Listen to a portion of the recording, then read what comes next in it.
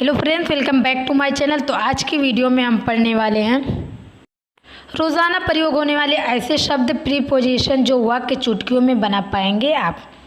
तो ऐसे शब्द हैं, ये बहुत कॉमन से शब्द हैं जो डेली लाइफ में हम इस्तेमाल करते हैं इन सब शब्दों का। तो ऐसे शब्दों को जानने के लिए वीडियो को अंत तक बने रहिएगा। तो चलिए अब हम वीडियो को स्टार्ट करते हैं। सबसे पहले जो हमारा शब्द है वो है सिंस। सिंस का अर्थ होता है से। अगर आपको से दिखे तो इस्तेमाल करेंगे सिंस का। इस्तेमाल देखिए, कल से बारिश हो रही है। It has been rained since yesterday.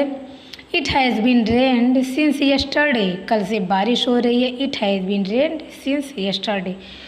अगला शब्द हमारा विथिन, जिनका अर्थ होता है के अंदर। अगर आपको हिंदी वाक्य में के अंदर दिखे तो आप इंग्लिश वर्ड्स का इस्तेमाल करेंगे विथिन। इस्तेमाल देखिए, मुझे 1 सप्ताह के अंदर घर लौटना होगा। मतलब अगर आपको ऐसा भी रहे कि मुझे 1 सप्ताह के भीतर घर लौटना होगा, तभी भी आप विथिन का इस्तेमाल करेंगे। I must return home within a week. I must return home within a week. मुझे 1 सप्ताह के अंदर घर लौटना होगा। अगर आपको हिंदी वाक्य में दिखे के द्वारा तो आप इस्तेमाल करेंगे इंग्लिश में थ्रू का। किसका इस्तेमाल करेंगे? थ्रू का इस्तेमाल करेंगे। तो एग्जाम्पल देखिए, मैं खिड़की के द्वारा घर में आया। I entered the house through the window. I entered the house through the window. मैं खिड़की के द्वारा घर में आया। अगला शब्द है टिल। टिल का अर्थ होता है तक। क्या होता है अर्थ हिंदी में? तक होता है। इस्तेमाल देखिए ताकि इस्तेमाल से आपको और बेहतर से समझ में आए। दोपहर तक घर पर रहें। Stay at home till Noon. Stay at home till नून। दोपहर तक घर में रहें। स्टे एट होम टिल नून। अगला शब्द हमारा एज पर। हिसाब से या के अनुसार अगर आपको हिंदी वाक्य में दिखे तो आप इस्तेमाल करेंगे किसका? एज पर का इस्तेमाल करेंगे। इस्तेमाल देखिए, मैंने अपने बॉस के सुझाव के अनुसार छवि बदल दी। I changed the image as per the suggestion of my boss. I changed the image as per the suggestion of my boss. मैंने अपने बॉस के सुझाव के अनुसार छवि बदल दी। छवि मतलब इमेज, जो फोटो। तो अगला शब्द है हमारा वर्थ। वर्थ, वर्थ का अर्थ होता है लायक। अगर आपको कहीं भी हिंदी दिखे लायक तो आप इस्तेमाल करेंगे किसका? वर्थ का करेंगे। जैसे कि यह तुम्हारे लायक नहीं है, तुम्हारे वर्थ का नहीं है, ऐसे। तो इस्तेमाल देखिए, मुझे लगता है कि यह किताब पढ़ने लायक है। I think this book is worth reading. I think this book is worth reading. मुझे लगता है कि यह किताब पढ़ने लायक है। अगला शब्द हमारा टूवर्ड्स। टूवर्ड्स का अर्थ होता है की ओर। क्या होता है? की ओर होता है। इस्तेमाल देखिए, मैं दरवाजे की ओर भागा। I ran towards the door. I ran towards the door. मैं दरवाजे की ओर भागा। तो अगला शब्द है हमारा टू। टी और टू अर्थ होता है से तक। अगर आपको हिंदी वाक्य में से तक दिखे तो आप किसका इस्तेमाल करेंगे? टू का इस्तेमाल करेंगे। एग्जाम्पल देखिए, वह मेरे विचार से सहमत हो गई। She agreed to my idea. She agreed to my idea. वह मेरे विचार से सहमत हो गई। She agreed to my idea. तो अगला शब्द है हमारा अनटिल। Until, UNTIL, until. इनका अर्थ होता है जब तक। क्या होता है अर्थ? जब तक। एग्जाम्पल देखिए, कैसे हम बोलते हैं ना कि बारिश हो रही है जब तक, तब तक आपको यहाँ रुकना पड़ेगा। जब तक धूप कम ना हो जाए तब तक बाहर ना निकले। ऐसे हम इस्तेमाल करते हैं ना जब तक का।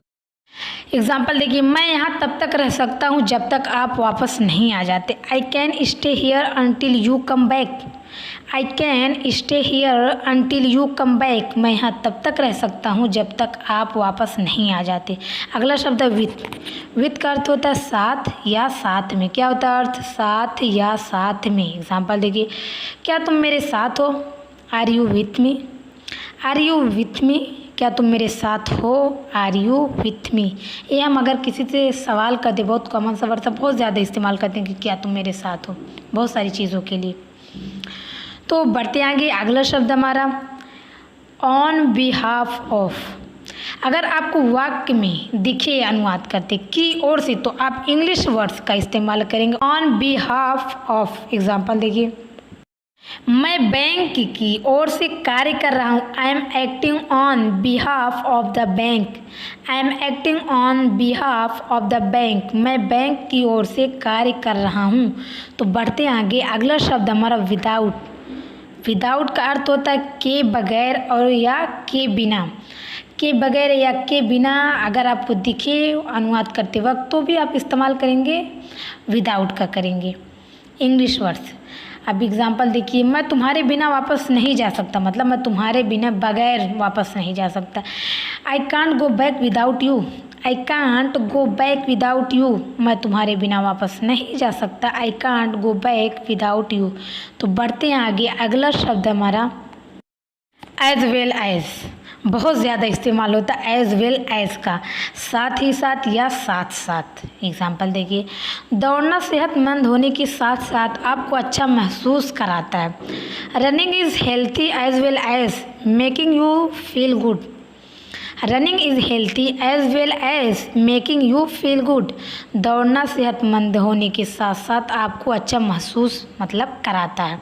अगला शब्द है बिकॉज ऑफ। अगर आपको अनुवाद करते वक्त आपको दिखे वाक्य में वजह से तो आप इस्तेमाल कर सकते हैं बिकॉज ऑफ का इंग्लिश वर्ड्स। तो एग्जांपल देखिए, आप यहाँ मेरी वजह से हैं। हम बोलते हैं ना कि आप यहाँ मेरी वजह से आए हो, आप यहाँ मेरी वजह से आपका यह काम हुआ है। You are in here because of me. You are in here because of me. आप यहाँ मेरी वजह से हैं। अगला शब्द हमारा के अनुसार। अरे भाई, के अनुसार तो बहुत ज़्यादा इस्तेमाल करते हैं। अकॉर्डिंग अकॉर्डिंग, इनके अकॉर्डिंग उनके अकॉर्डिंग। तो देखिए, अगर आपको हिंदी वाक्य में दिखे के अनुसार तो आप इस्तेमाल करेंगे अकॉर्डिंग टू का। किसका इस्तेमाल करेंगे? अकॉर्डिंग टू का करेंगे। एग्जाम्पल देखिए, उसने हमेशा नियमों के अनुसार सब कुछ किया। She always did everything according to rules. She always did everything according to rules. उसने हमेशा नियमों के अनुसार सब कुछ किया। तो बढ़ते आगे, अगला शब्द हमारा क्लोज टू। क्लोज का मतलब होता है पास। अभी अगर पास में दिखे तो आप इस्तेमाल करेंगे क्लोज टू का इस्तेमाल करेंगे। किसका इस्तेमाल करेंगे? क्लोज टू का इस्तेमाल करेंगे। एग्जाम्पल देखिए, वह अपने लक्ष्य को प्राप्त करने के लिए बहुत पास में थी। She was so close to achieving her goal. She was so close to achieving her goal. वह अपने लक्ष्य को प्राप्त करने के लिए बहुत पास में थी। तो अगला शब्द हमारा नेक्स्ट टू। नेक्स्ट टू का अर्थ होता है के पास। क्या होता है अर्थ? के पास। अगर आपको दिखे तो आप के पास रहे तो भी आप इस्तेमाल कर सकते हैं नेक्स्ट टू का इस्तेमाल। देखिए, मैं आपके घर के पास हूँ। I am next to your home. I am next to your home. मैं आपके घर के पास हूँ। I am next to your home. अगला शब्द हमारा डू टू। डू टू का अर्थ होता है के चलते।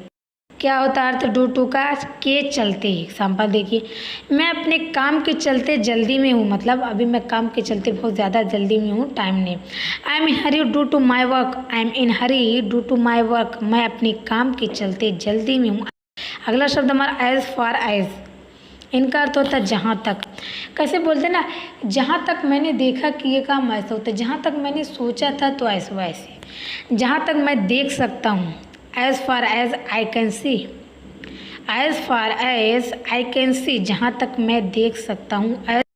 As far as I can see. तो अगला शब्द हमारा इन फ्रंट ऑफ। के सामने। के सामने अगर जो आपको हिंदी में दिखे तो आप बेसिकली इन फ्रंट ऑफ का इस्तेमाल कर सकते हैं।